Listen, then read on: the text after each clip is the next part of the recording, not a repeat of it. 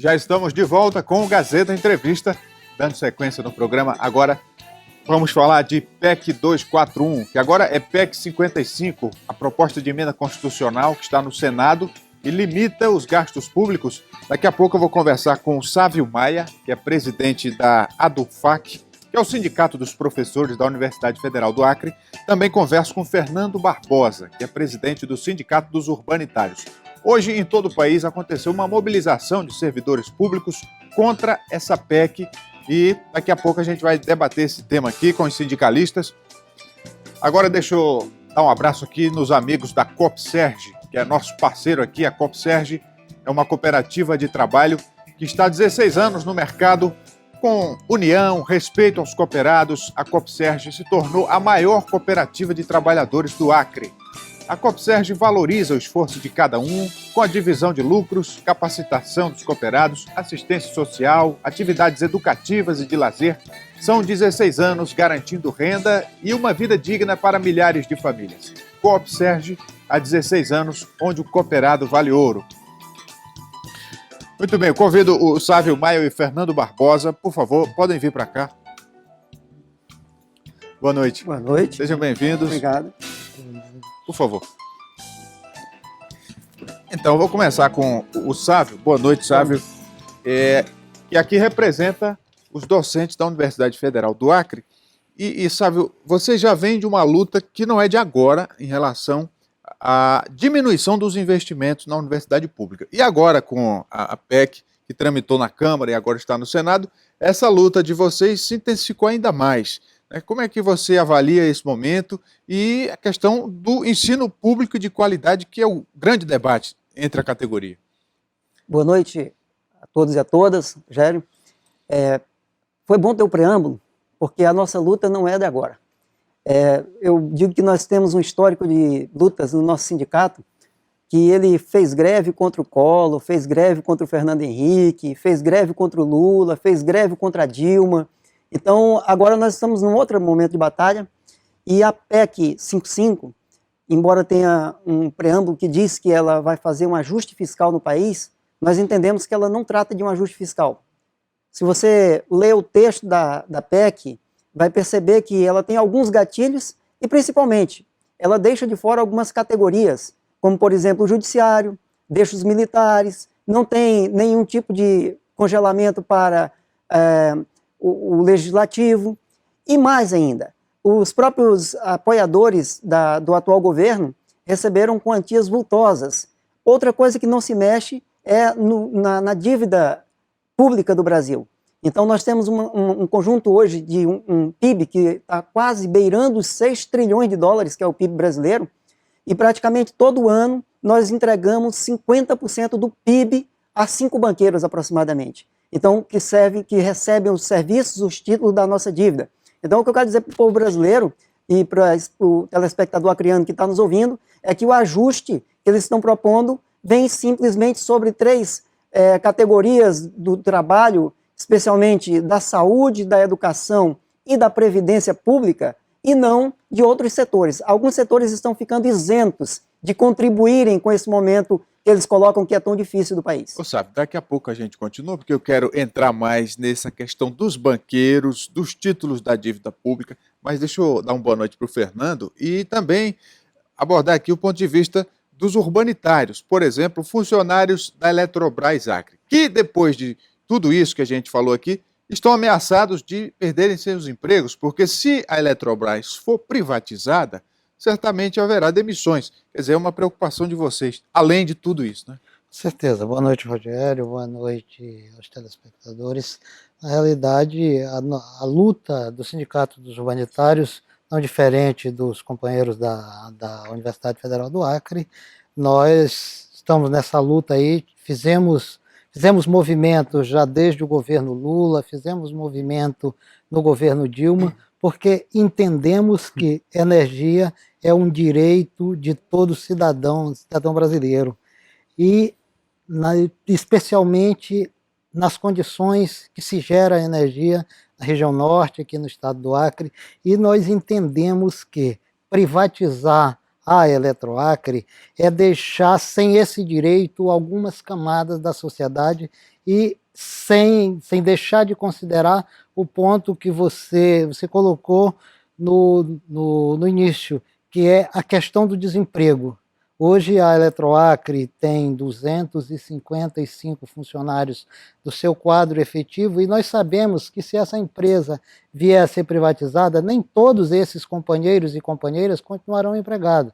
E uma das grandes preocupações é que esses companheiros são companheiros que foram treinados ao longo de alguns anos na empresa, são companheiros que conhecem verdadeiramente o setor de distribuição e que, sendo privatizado, não vai se priorizar o conhecimento técnico desses trabalhadores e trabalhadoras. Sávio, agora voltando com você, quando a gente vai debater com a DUFAC, que é a comunidade acadêmica, são os professores, é gente que tem opinião, são formadores de opinião, então, assim, não é gente que simplesmente repete um discurso, igual a gente vê muito idiota útil, né, que a massa de manobra, etc., não vou entrar nesse mérito. Mas, então, a questão dos bancos, né, dos títulos da dívida. Quando o governo aumenta os gastos, e isso vem acontecendo desde 2008, os títulos se valorizam. Automaticamente mais gente vai comprar. Automaticamente mais gente vai ter que ser remunerada. Não dá para, por exemplo, diminuir o juro, deixar de pagar a dívida, sem que o governo também mude o ritmo de seu gasto. É uma coisa atrelada à outra. E se mexer nesse desequilíbrio afeta toda a economia. Quer dizer, não tem saída fácil para o Brasil. Como é que vocês da academia veem isso? Eu vejo o seguinte, que talvez nós tenhamos dificuldades porque não há vontade política. A Constituição de 88, que ela era chamada de Constituição garantista, que dava alguns elementos da cidadania, ela tem no seu final, eu perdi o nome agora, mas na transição dos elementos que deveriam compor, uma recomendação para que se faça uma auditoria da dívida, que foi vetada inclusive no governo Dilma agora. Foi apresentada a proposta de se fazer uma auditoria da dívida, então essa questão da dívida para nós ela é muito importante, porque eu estou falando de uma sangria de 50% praticamente do PIB brasileiro.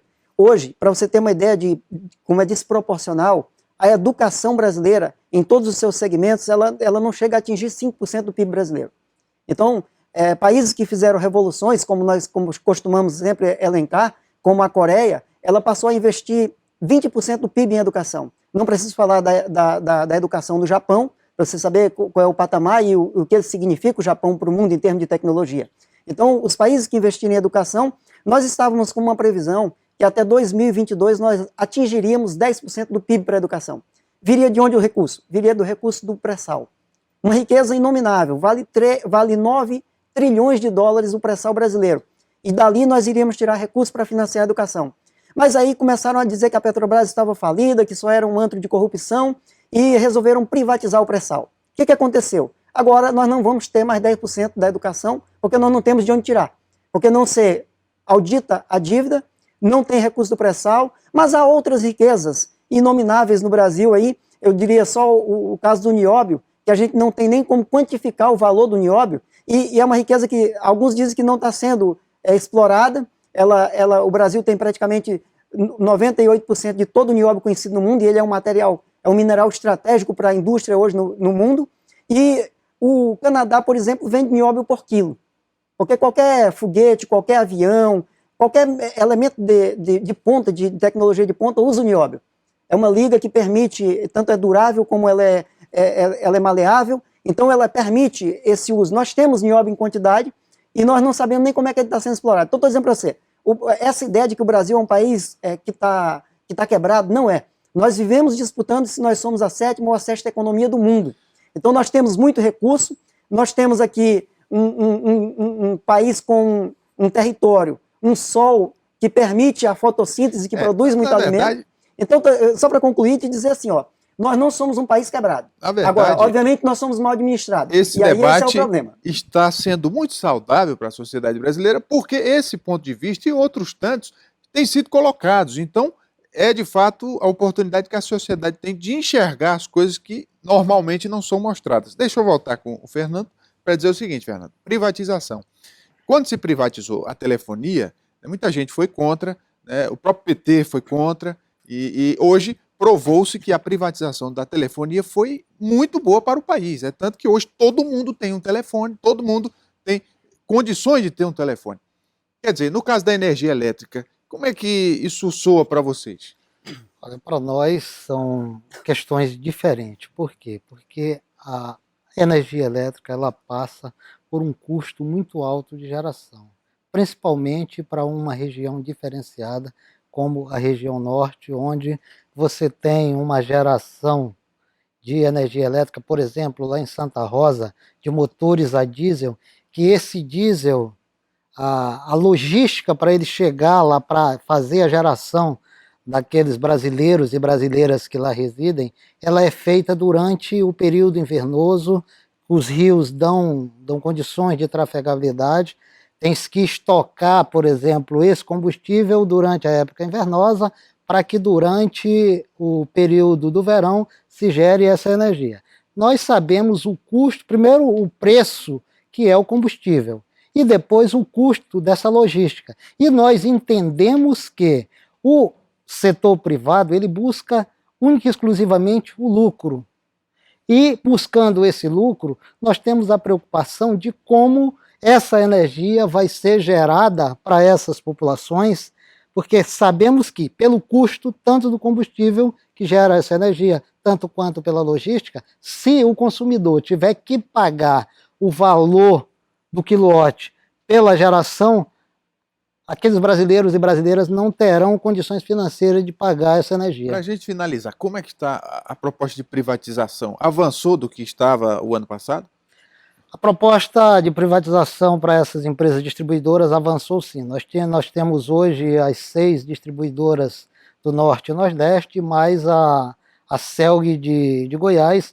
A CELG já está com leilão marcado já para o início de 2017 e o governo tem planos através do pacote de medidas que o governo editou recentemente de também vender as demais distribuidoras, as 4 do Norte e as 2 do Nordeste, até 31 de dezembro de 2017.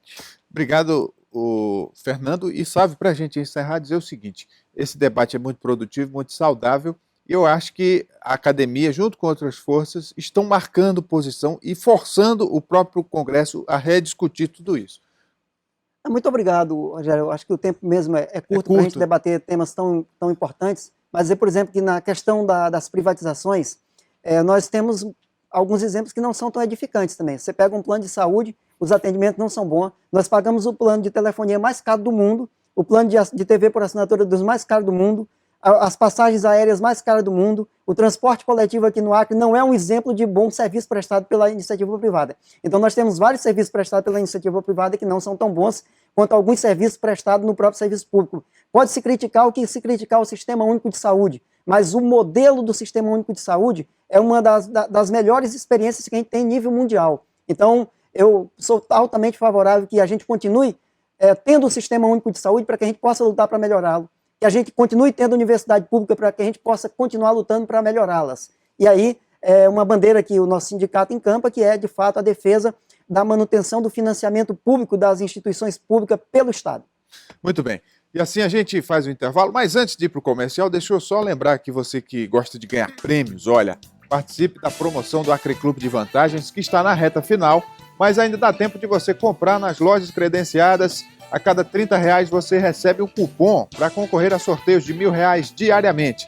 As lojas são Ecol Farma, Barriga Verde, OK Magazine, Supermercados Pague Pouco e Postos Líder e Floresta. Aproveite, já são quase 400 ganhadores, ainda dá tempo de você concorrer.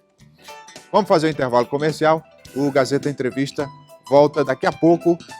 É só um instante, não saia daí.